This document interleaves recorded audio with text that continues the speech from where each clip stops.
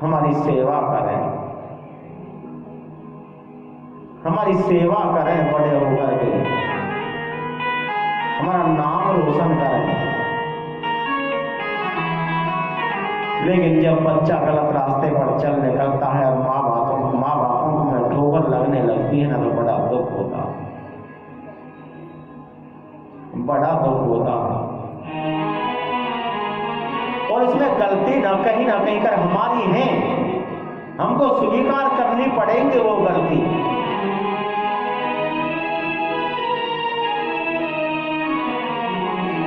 एक बार हमारे पलवल में एक मीटिंग चल रही थी। देखो, चाहे मानो या ना मानो, हम तो गद्दी से सत्य ही बोलते हैं। चाहे किसी को बुरी लग जाए, उस बुरा मानने का हम पर कोई फर्क नहीं पड़ता, क्योंकि गद्दी से हम जो बोलेंगे वो सत्य बोलेंगे। पलवल में हमारी एक बार मीटिंग चल रही थी। बुलाया गया था हमको। उस समय की बात है जब मोदी सरकार आई थी और उन्होंने घोषणा की थी बेटी बचाओ बेटी पढ़ाओ। तो हमसे पूछा गया था क्या महाराज जी ये नारा सही है, बेटी बचाओ बेटी पढ़ाओ? तो हमने जल्दी से यही कहा कि पहले इसको पूरा बताओ। तो उन्होंने कहा बेटी बचाओ बेटी पढ़ाओ, बेटी ही माँ बाप की सेवा करती है। तो हमने फटाक से कहा कि ये गलत है, हमें पसंद नहीं है। अरे बेटी बचाओ बेटी पढ़ाओ यहां तक तो सही है, लेकिन बेटी ही माँ बाप की सेवा करती है, ये हम कैसे मान लेंगे भाई? जब हम बेटियों को शिक्षा ही ये देंगे बेटी तुझे ही मेरी सेवा करनी है, तो बेटे का दिमाग खराब हो गया है कि वो माँ बाप की सेवा करे। जब हम खुद उल्टी शिक्षा बेटी को दे, अरे बेटी से कहो, क्योंकि बेटी किसी के घर में बहू बन के जा रही है ना, तो हमारे घर में भी किसी की बेटी बहू बन के आएगी ना। तो बेटी से कहो बेटी आज के बाद हमारी जगह तेरे माँ बाप यही है, तेरा फर्ज है कि तू इनकी सेवा कर।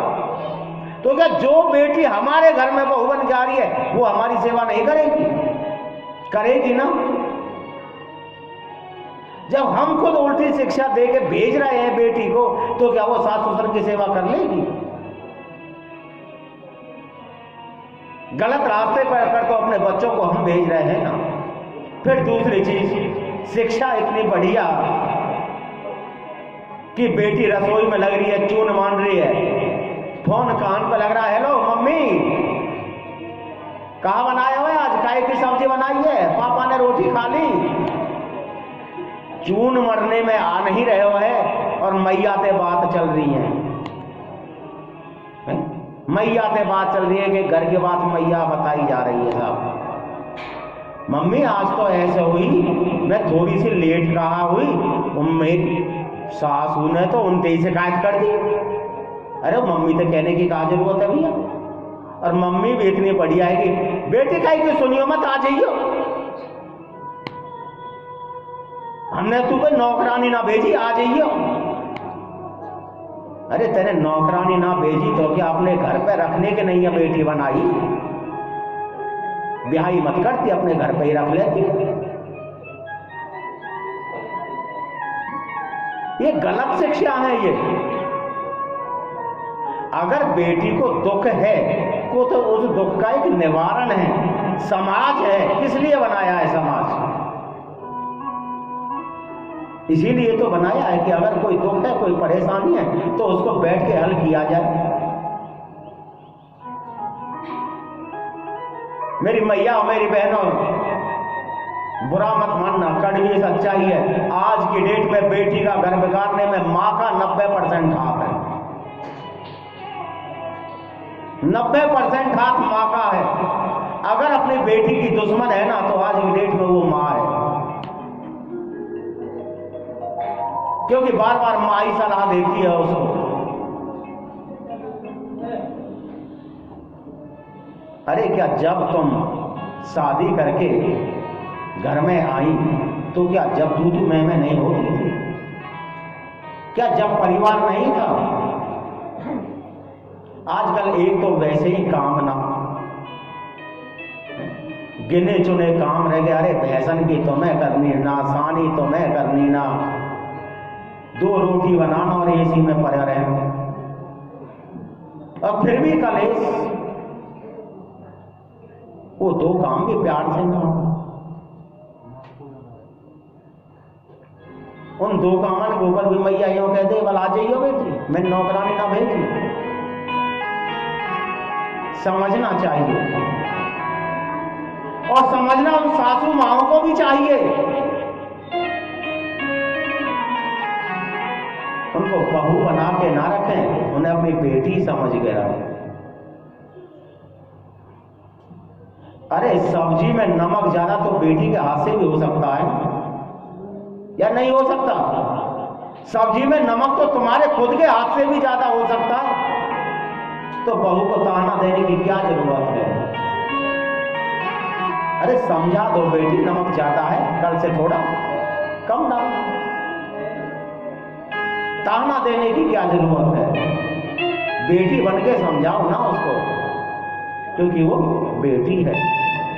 और जब बेटी अपने बहू अपने घर में आती है ना, तो उसको परिवार में ढालना पड़ता है, क्योंकि उसके लिए वो नया परिवार है। वो दूसरे घर से आ रही है, अपने परिवार को छोड़ के आपके घर में आई है, तो उसे ढालने में समय तो लगेगा। तो उसको पहले अपने परिवार में ढालो। एक सबसे बड़ी चीज, हमने साहब बेटा पढ़ा दिया, इंजीनियर बना दिया, डॉक्टर बना दिया, कई डिग्री दिलवा दी, और जब रिश्ते वाले आ रहे हैं तो कह रहे हैं हाँ भैया 25 लाख है। बेटी वाले इंतकाल कह रहे हैं, क्योंकि इंजीनियर है, डॉक्टर भैया मेरा छोरा इंजीनियर है, 25 लाख से कम रिश्तों ना। अरे कोई ये पूछो कि तुमने अपने बेटे को इंजीनियर बना दिया, तो क्या बेटी वाले का घर भरने के लिए बनाया है या अपना घर भरने के लिए बनाया है? वो बेचारा एक तो बेटी दे, ऊपर से तुम्हें 25 लाख दे, तुम्हारे वंश को चलाए, ऊपर से तुम्हें दहेज दे। जब भगवान राम की शादी हुई थी ना, ध्यान देना इस बात पर, ये दुखों के कारण है, क्योंकि जिस घर में से दहेज आता है ना, और वो दहेज देने वाले को पता होता है कि वो कैसे कैसे दहेज दे रहा है, क्या क्या गिरवी रख रहा है, क्या क्या बेच रहा है। जिसकी आत्मा अशांत होती है ना, तो उसके मुख से बदुआएं निकलती हैं। ध्यान रखना इस चीज को, सबसे बड़े दुखों का कारण होता है। अरे जब भगवान राम की शादी हुई थी ना, ध्यान दो इस बात पर, तो राजा दशरथ जनक जी के दरबार में पहुंचे, और जनक जी के जैसे ही पैर छूने के लिए हुए, तो राजा जनक ने महाराज दशरथ को पकड़ लिया कि हे महाराज तुम क्या कर रहे हो? मैं बेटी वाला हूं, तुम बेटे वाले हो, फर्ज तो मेरा है तुम्हारे चरण छूने का। राजा जनक ने क्या कहा कि फर्ज मेरा है तुम्हारे चरण छूने का, लेकिन राजा दशरथ क्या कह रहे हैं? हे महाराज दशरथ, मुझे एक चीज का जवाब दे दो बस, देने वाला बड़ा होता है या लेने वाला? कौन बड़ा होता है? देने वाला बेटा, वाह शाबाश, ताली बजाओ बच्चे के नाम से। देखो ये बच्चा है, कभी कहते हैं ना कि बच्चे के मुख से सरस्वती बोलती है, देवता बोलते हैं, भगवान बोलते हैं, कितनी तेज आवाज है ना कि देने वाला। हमें सीखना चाहिए ऐसे बच्चों से और कभी कभी छोटा बच्चा बहुत बड़ी बात बना देता है, कर देता है।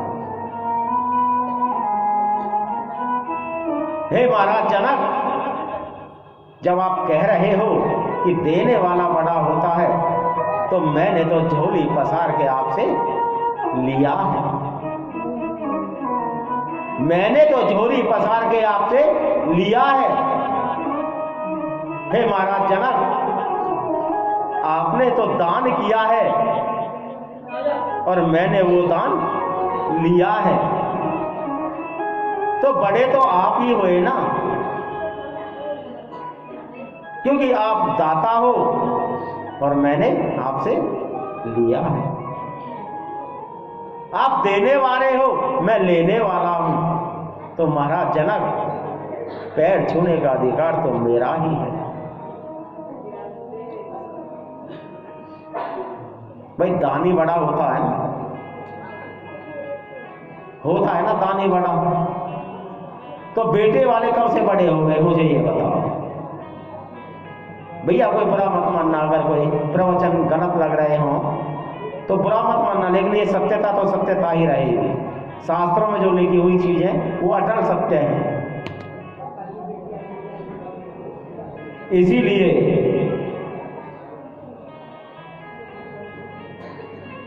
एक कन्या में सभी देवियों का रूप देखा गया है। वो हमारी बहन भी है, वो बेटी भी है, वो माँ भी है, वो बुआ भी है, वो बहू भी है, सब हैं उसमें। और वो 9 देवियों की एक जीती जाती तस्वीर है। सभी देवियां विराजमान हैं, इसीलिए वो बड़ी है। आपने कभी किसी देवता के पीछे देवी का नाम लिखा हुआ देखा? कहीं कृष्ण राधा लिखा हुआ देखा है? कृष्ण राधा। कहीं राम सीता लिखा हुआ देखा है? देखा है किसी ने? जहां भी आप देखोगे ना तो क्या मिलेगा? राधा कृष्ण, सीता राम, है ना। इसलिए वो देवी स्वरूपा है, तो उनका नाम पहले लिया जाता है। उनका नाम पहले लिया जाता है क्योंकि वो देवी स्वरूपा है। हमें ऐसी बुराइयों से दूर रहना चाहिए, क्योंकि जो शास्त्रों में लिखा हुआ है ना, कोई गलत चीज नहीं लिखी हुई। ना तो शास्त्रों में किसी कोई जाति बिरादरी के बारे में लिखा हुआ है, और ना ही शास्त्रों में कोई ऊंच नीच के बारे में लिखा हुआ है। जाति तो बना दी इन धर्म के ठेकेदारों ने और इन राजनेताओं ने, वरना हमारी 4 ही जाति हैं। कौन कौन सी? 4, ब्राह्मण, वैश्य, क्षत्रिय और शूद्र। वो भी वर्ण है। अगर हम जाति की बात करें ना, तो जाति सिर्फ 2 है, सिर्फ 2 जाति है। कौन कौन सी? एक औरत जात और एक मर्द जात, 2 ही जाति हैं। आज तक इस धरती पर तीसरी कोई जात ही नहीं है।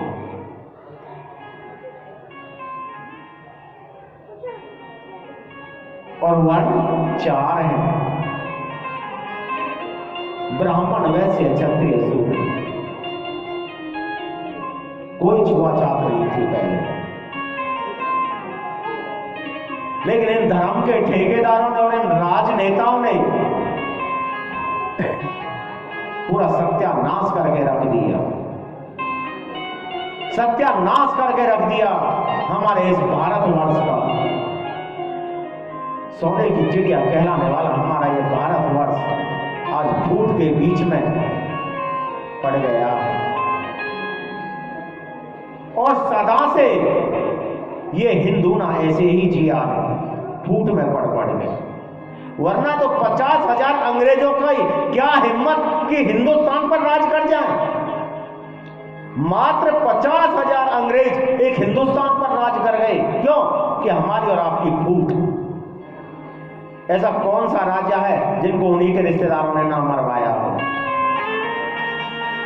सब आपस की फूट।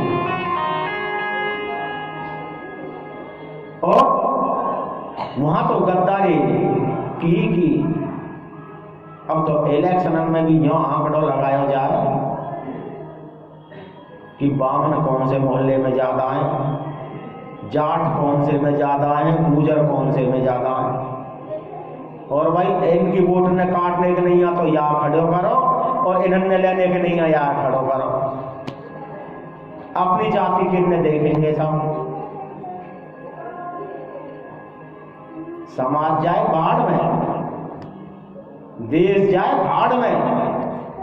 इनने तो अपनी रोटी सेकनी और अपनी राजनीति चमकानी, बांट के रख दिया इस देश को। तो मैं एक ही बात, क्या अन्य धर्म जो है, चाहे वो ईसाई हो चाहे वो मुस्लिम हो, कभी जाति बिरादरी में देखा तुमने?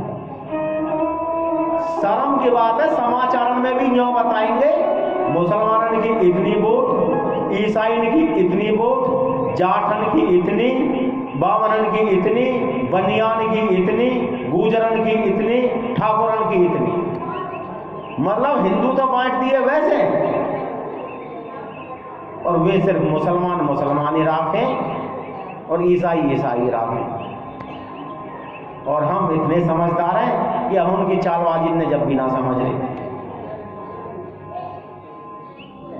भैया मेरी बहना, विनती है हाथ जोड़ से, अगर हम हैं ना तो ये देश है, अगर धर्म है ना तो ये देश है, और ना तो धर्म और ना ये देश। और वो समय दूर नहीं जब पहले जैसा माहौल हो जाएगा, दोबारा से गुलामी छा जाएगी। आज अगर हम नहीं समझे तो वो दिन भी दूर नहीं। आप उन हिंदुओं में से मत बनो, हिंदुओं की एक वो है, अब लाइन में 100 हिंदू खड़े हैं, पहले घर में आग लग रही है तो 100वां हिंदू पता क्या कह रहा है? अरे मेरे घर में का आग लग रही है, वहां घर में लग रही है। आप सोच जाओ, अरे भले आदमी जो आज आग या घर में लग रही है वो या में भी लगेगी, या में भी लगेगी, और कल के तेरे घर तक भी पहुंचेगी। तो याद है तो बढ़िया वहां भाई घर में शांत कर दे, कम से कम आगे तो ना पहुंचेगी, वहीं वह आग पर पानी डाल दो। लेकिन ना, कोई मतलब ना।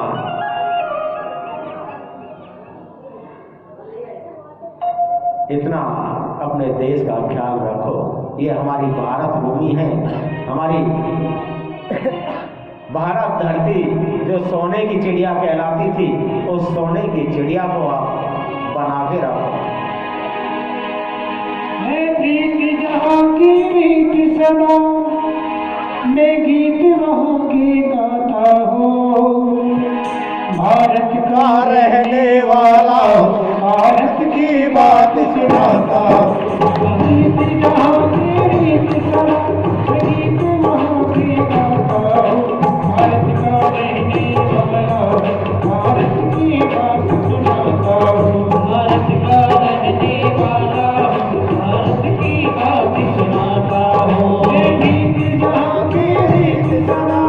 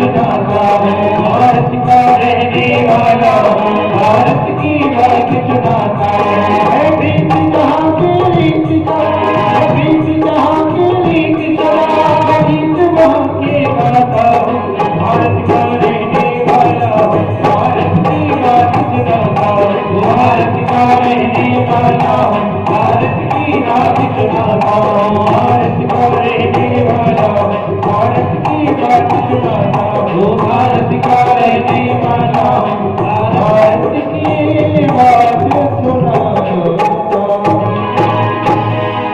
बोलिए भारत माता की, जय हो।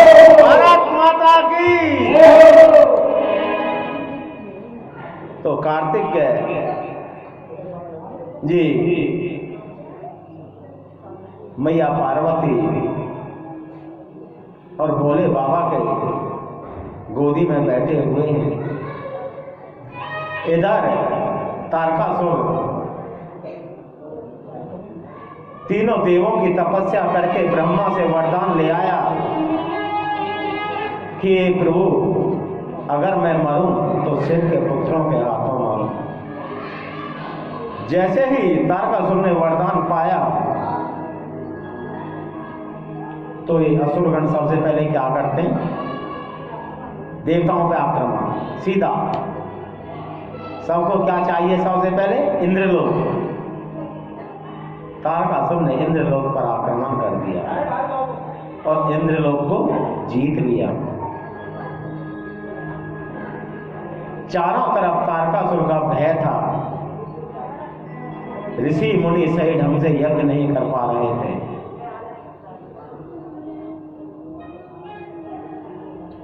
बड़ा जोर का युद्ध। तारकासुर ने इंद्रदेव को उसके ऐरावत हाथी सहित नीचे गिरा दिया। ब्रह्मा जी को हरा दिया। भगवान विष्णु का जो सुदर्शन चक्र था उसे भी फेल कर दिया। सुदर्शन चक्र भी तारकासुर का कुछ नहीं बिगाड़ पाया।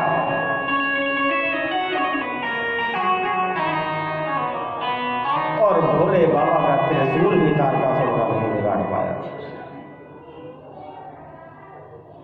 घायल हो करके ये त्रिदेव तीनों भगवान अपने अपने लोगों को चले गए। घायल होकर के अपने लोगों को चले गए, क्योंकि ब्रह्मा जी ने वरदान जो दे रखा। और देखिए, ये चीज हमेशा आप याद रखना कि हमेशा भगवान ना भक्त के वश में होते हैं। वो एक बार अपने भक्त को जो वरदान दे देते हैं ना, तो उसकी लाज रखते हैं। महाभारत में भी भीष्म पितामह के सामने जब अर्जुन का युद्ध हो रहा था और भीष्म पितामह ने यह कसम खा ली थी कि हे केशव,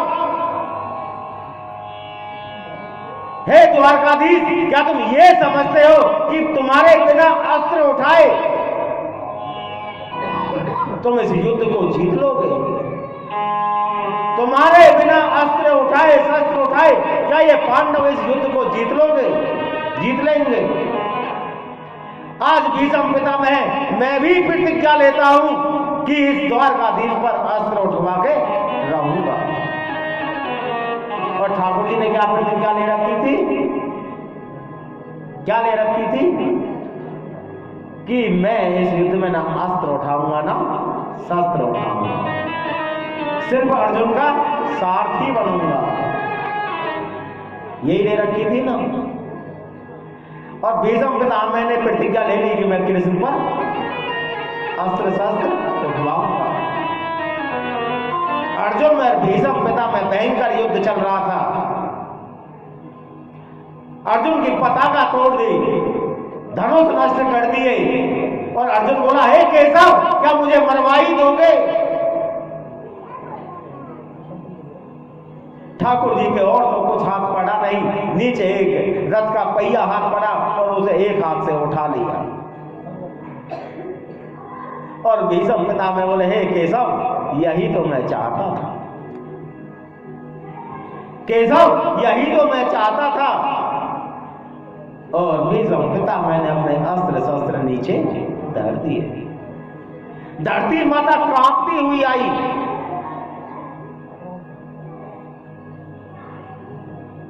क्यों धरती माता क्यों कांपने लगी? क्यों? क्योंकि जब भगवान अपने वचन को तोड़ देते हैं ना, तो धरती रसातल को चली जाती है। जब भगवान अपने वचन को तोड़ देते हैं, तो धरती माता ने कहा, हे द्वारकाधीश, तुमने ये क्या किया? द्वारकाधीश बोले, हे देवी घबरा मत, मैंने अपना वचन नहीं तोड़ा। मैंने अपना वचन नहीं तोड़ा, मैंने तो अपनी भक्त की मर्यादा को बचाया है।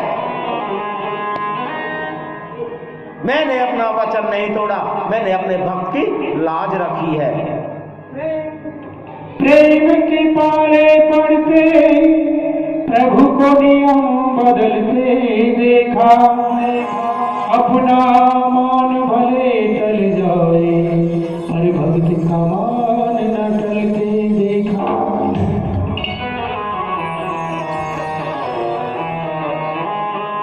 तो ठाकुर जी ने तो हमेशा अपने भक्त की लाज बचाई है।